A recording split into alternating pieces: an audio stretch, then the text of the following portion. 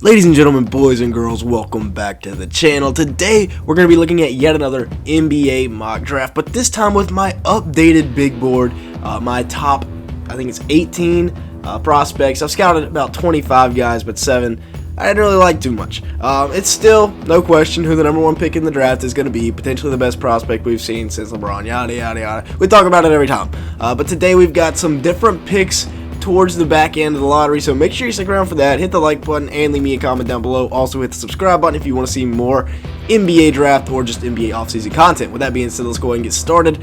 Number 1 overall, San Antonio Spurs, Victor Wembenyama. I've made a couple videos about it on the channel. Probably one of the greatest prospects we've seen, just due to his potential is so high. I mean, he has potential to be greater than anybody we have ever seen because he's 7'5" with a probably NBA All-Star level guard talent offensively, but he's 7'5", so he's combining the two, which, I mean, if that makes sense, might have been a little hard to follow, but that is crazy. He's also in the best situation he could have been in going to the San Antonio Spurs with Coach Greg Popovich.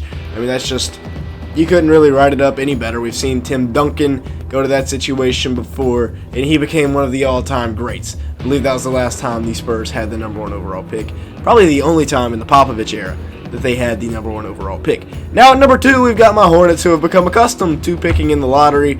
Unfortunately, we're just terrible as a franchise, but we luck out. We didn't get Wembenyama, but we do get the number 2 player in the class in Scoot Henderson. Dude's going to be an absolute monster. We're going to pair him up with LaMelo Ball in the backcourt. We're going to get Miles Bridges back, and the Hornets are going to be good next year, hopefully, for the first time in ages.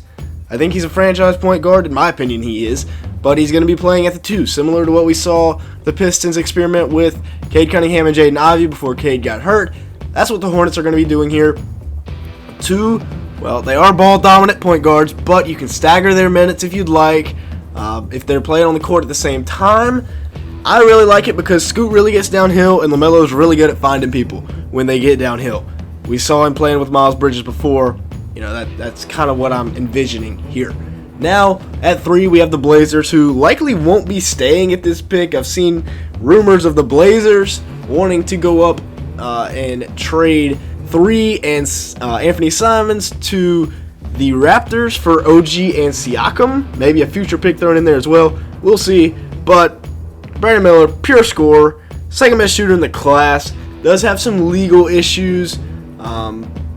But I think, you know, at 6'9", you can throw those out the window. I mean, he's a guy with all NBA type talent, all NBA type potential that just needs to be tapped into. And in Portland, if he does go there alongside Dame Lillard, I think that will help him out a lot.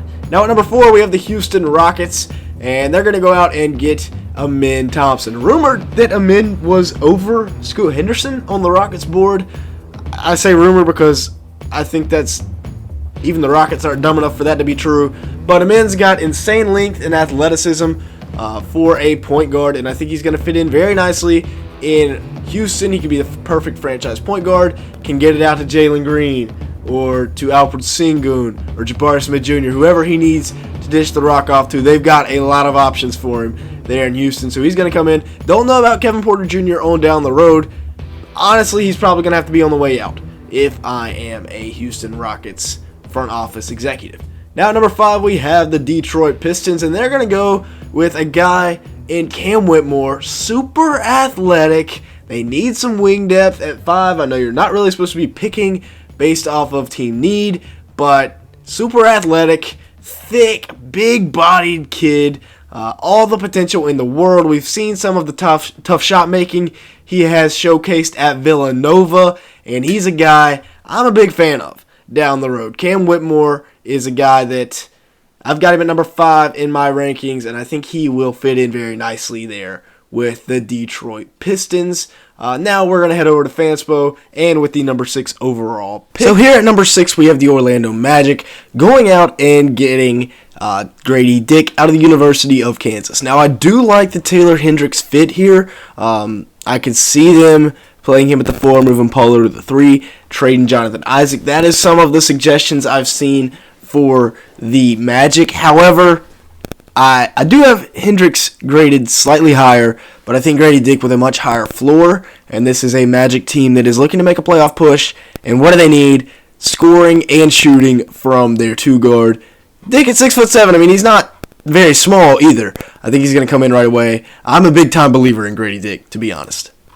Now at number 7, we have the Indiana Pacers, who are extremely happy that Taylor Hendricks falls into their lap. Now some other rumors with 26 and 29 from Cleveland and Boston. They're going to be looking to move up into the later teens. Another team that, I mean, we've been talking about Balil Coulibaly here on the channel a lot lately. Another potential suitor for Coulibaly with those later two, even these 3 picks right there, all at the end of the first round, beginning of the second. But at 7, we'll get back on track here. We got the Taylor Hendricks show coming to Indiana, probably starting over Jalen Smith on day 1. Now at number 8, we have the Washington Wizards, and I had Cason Wallace graded higher than Anthony Black originally. However, I mean, even though Cason Wallace is potentially the best defensive prospect in this draft at the guard position, you know, the Thompson twins, they give up a good fight as well. But Cason Wallace is just so elite. But at 8, we have the Wizards. They're going to need their point guard of the future. I went back, Anthony Black, just oozing with potential at 6'7", and he can defend it pretty well.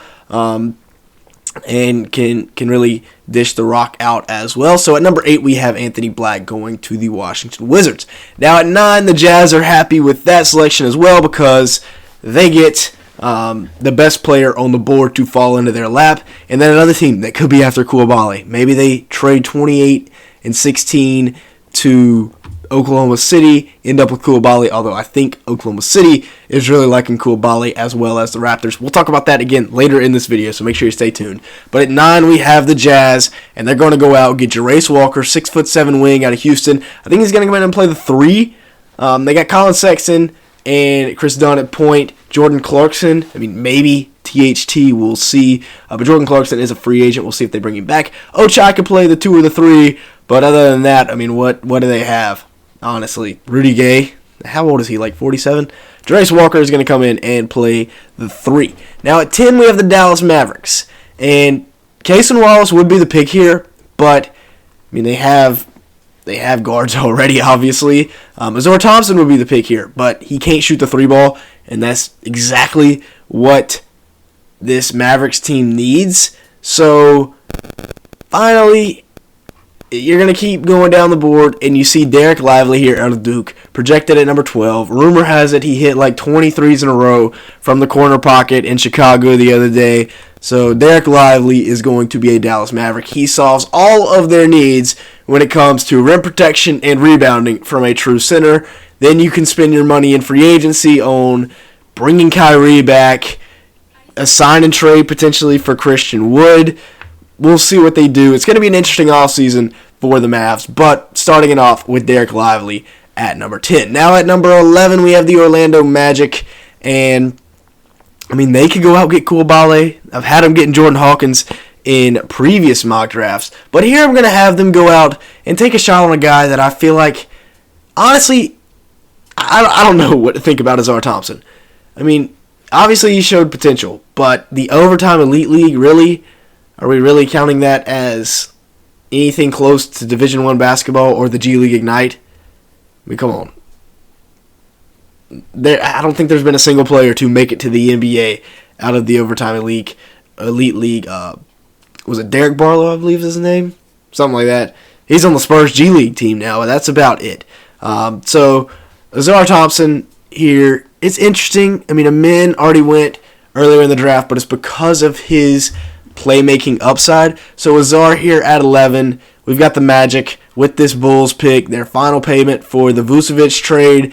I think it's safe to say that the Magic won that trade. They're going to get Azar Thompson to pair up with Grady Dick, and at least one of them is going to be their starting shooting guard for years to come. Now at number 12, we have the Oklahoma City Thunder. Do they go with Coulibaly? Do they go with Maxwell Lewis? That is the question of the draft here today. I don't know why is it not loading? What's wrong with my internet? Who knows? Anyway, all I know, Thunder at 12, Maxwell Lewis below Coulibaly. Let me know down in the comments below what y'all are thinking. I'm going to go Maxwell Lewis. It could very well be Koulibaly. Lewis has a much higher floor, Koulibaly with a much higher ceiling. Both of them can do around the same thing, both about 6'7", 6'8". Koulibaly with like a 7'3" wingspan, which is off the charts. I don't know about Maxwell Lewis, but I do know he averaged 17 and 6 this year at Pepperdine, which has to count for something. Koulibaly putting up like 5 points per game over in France. So it's floor versus ceiling here, and I think the Thunder are trying to make the playoffs next year, so we're going to get them the sure thing. We're going to go out and get them a 6'7" wingman to go along with. They got Dort, they got Shea, they got Giddey, they got Jalen Williams, they got Poku, they got Chet Holmgren. They got a great young core. I definitely miss somebody. We'll see if Dieng pans out. They got a great young core here, so I think it's time to go out and get them another guy similar to Jalen Williams that has a very high floor in Maxwell Lewis out of the West Coast Conference. Now at 13, we have the Raptors. Rumors of almost a completely new starting lineup next year with Scotty at the 1, and then Brandon Miller, Bilal Koulibaly, Jakob Poeltl, and Precious Achiuwa. We'll see if that happens, but here, rumored that the Raptors have given Koulibaly a draft promise, and that's who it is going to be there. Now, a big winner of this board falling this way will be the Jazz at 16 because they could potentially get Cason Wallace. But right here, we have the New Orleans Pelicans, and they're going to be going out and getting Jordan Hawkins out of UConn. Actually, it's an interesting pick here because you've already invested in point guard in Dyson Daniels and Kira Lewis Jr. Lottery picks in 2 of the last 4 years, I believe. So you've got to go out and get somewhere else, right? You need more wing scoring probably. Jett Howard, Bryce Sensabaugh. I think that it's going to be Bryce Sensabaugh here for the Pelicans. I just don't know what to do with this pick. Pelicans fans, comment down below. What do y'all want at 14?